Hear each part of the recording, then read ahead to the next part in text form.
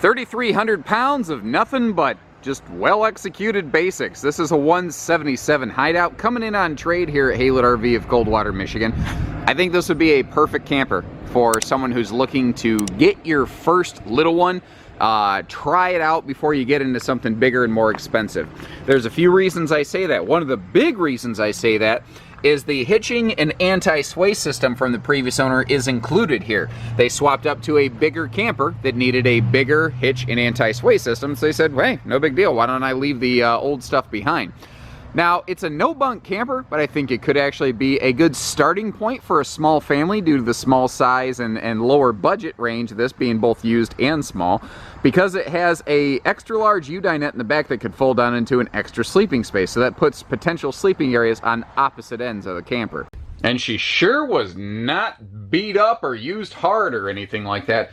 I don't have confirmation of this, but I've been doing this a long time. I do what I call CSI for camping, and I'm pretty good at figuring out the story of a camper without actually talking to anybody. I'm not perfect, but I'm pretty good. Anyway, I think this is something where somebody had their first camper, they tried out some real simple, basic RVing here, and then they found that, okay, here's what we like, here's what we don't, we want something a little bit bigger, and they swapped her out here at Hideout RV. What is cool about this floor plan is it is small, but the windows are anything but. And it really helps kind of overcome the smaller size of the RV and gives this thing a big open feel. The extra chunks of counter space here, you'll always find something to do with them, whether it's just setting down a drink or decorating or anything. And you can see there's plenty of outlets around here.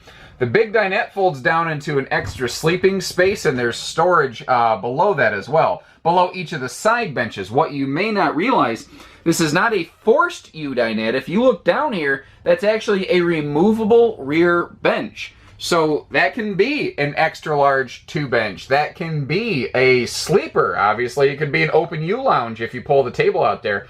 So it makes this little trailer pretty flexible and functional. And I tell you, I think one of the things I would do with it is I would take the posts out and put a set of folding legs in there so you could turn the table or take it outside or move it around however you please.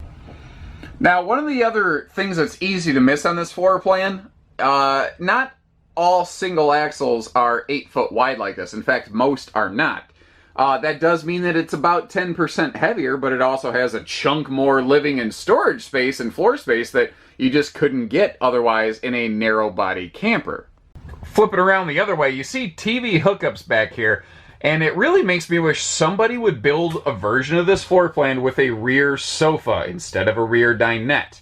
It would give you an awesome direct view of the entertainment back here, although that being said, the dinette actually kind of does that pretty nicely.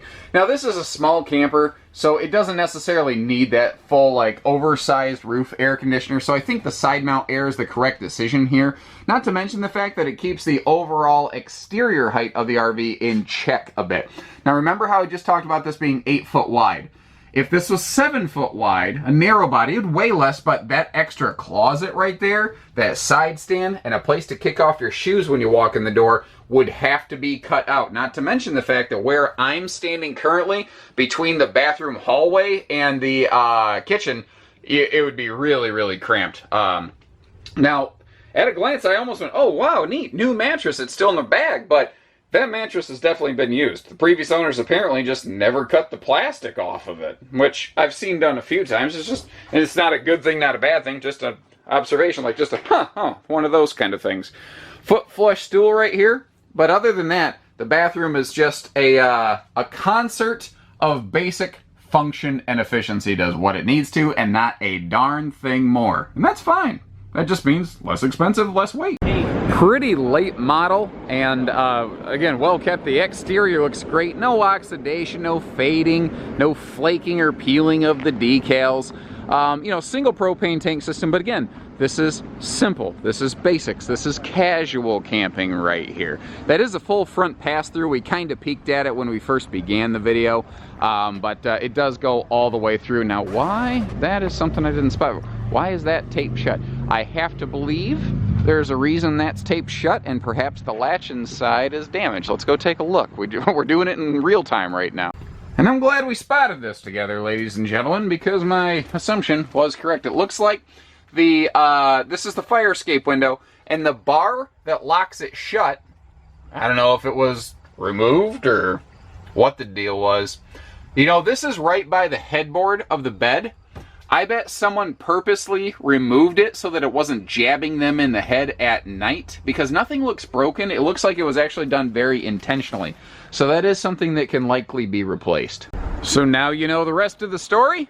You know that we'll investigate things, and you know that we won't lie to you. If I see something, I say something. Now, remember how I said there's storage under both sides of that bench?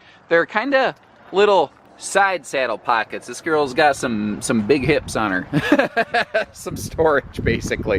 The windows are tinted, which is, I think, an important thing to mention, because in this class, that's only maybe a 50-50 feature. Some brands do it, some brands don't. Spare tire, doesn't look like it's ever touched the road, and you can walk all over that roof if you are so inclined. It has 3/8 OSB roof, 5/8 seamless OSB flooring. That's actually neat. We used to be a Springdale dealer, which is the sister to this, so I'm very, very familiar with the ins and outs of this thing. Now, quick note, somebody seems to have rolled the awning up backwards. It's okay, it doesn't really hurt anything. This is, it looks like a power awning. It is actually a manual crank awning. You see that little silver knob that sticks out? Well, you can if the sun cooperates a little bit here. And what you use for that is actually this white handle right here. But the funny thing is, that awning will actually crank open and closed way faster than even a power awning, and it is extremely not difficult to operate. So, if you like what you see here, and again, little things, we can figure out what's going on with that like bedroom window right there, give us a call. We do hitching, pieces, parts, trades, finance, truck and trailer package deals, RV delivery, and everything in between. So take care, stay safe, have fun, and happy camping, everyone.